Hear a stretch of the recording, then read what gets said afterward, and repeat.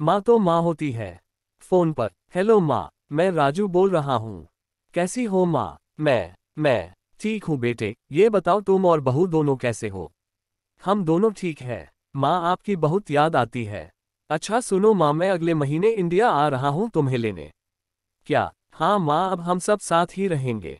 नीतू कह रही थी माजी को अमेरिका ले आओ, वहाँ अकेली बहुत परेशान हो रही होंगी। हेलो, सुन रही हो माँ? हाँ हाँ बेटे, बूढ़ी आंखों से खुशी की अश्रुधारा बह निकली। बेटे और बहू का प्यार नस नस में दौड़ने लगा। जीवन के 70 साल गुजार चुकी सावित्री ने जल्दी से अपने पल्लू से आंसू पोंछे और बेटे से बात करने लगी। पूरे 2 साल बाद बेटा घर आ रहा था।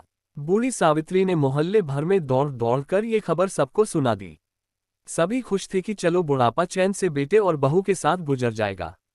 राजू अकेला आया था। उसने कहा कि माँ, हमें जल्दी ही वापस जाना है, इसलिए जो भी रुपया पैसा किसी से लेना है वो लेकर रख लो, और तब तक मैं किसी प्रॉपर्टी डीलर से मकान की बात करता हूँ। मकान? माँ ने पूछा। हाँ माँ, अब ये मकान बेचना पड़ेगा, वरना कौन इसकी देखभाल करेगा? हम सब तो अब अमेरिका में ही रहेंगे। बूढ़ी आंखों ने मकान के कोने कोने को ऐसे निहारा जैसे किसी अबोध बच्चे को सहला रही हो। आनन फानन और औने पौने दाम में राजू ने मकान बेच दिया। सावित्री देवी ने वो जरूरी सामान समेटा जिससे उनको बहुत ज्यादा लगाव था। राजू टैक्सी मंगवा चुका था। एयरपोर्ट पहुंचकर राजू ने कहा, माँ तुम यहाँ बैठो, मैं अंदर जाकर सामान की जांच और बोर्डिंग और वीजा का काम निपटा लेता हूँ। ठीक है बेटे। सावित्री देवी वहीं पास की बेंच पर बैठ गई। काफी समय बीत चुका था। बाहर बैठी सावित्री देवी बार बार उस दरवाजे की तरफ देख रही थी जिसमें राजू गया था, लेकिन अभी तक बाहर नहीं आया।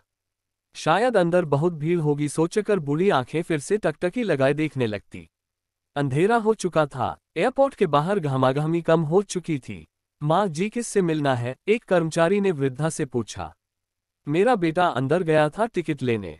वो मुझे अमेरिका लेकर जा रहा है, सावित्री देवी ने घबराकर कहा। लेकिन अंदर तो कोई पैसेंजर नहीं है, अमेरिका जाने वाली फ्लाइट तो दोपहर में ही चली गई। क्या नाम था आपके बेटे का? कर्मचारी ने सवाल किया। राजू। सावित्री के चेहरे पे चिंता की लकीरें उभर आई। कर्मचारी अंदर गया और कुछ देर बाद बाहर आकर बोला, माँ जी, आपका बेटा राजू तो अमेरिका जाने वाली फ्लाइट से कब का जा चुका। क्या? वृद्धा की आंखों से आंसुओं का सैलाब फूट पड़ा। बूढ़ी माँ का रोम रोम कांप उठा। किसी तरह वापस घर पहुंची जो अब बिक चुका था।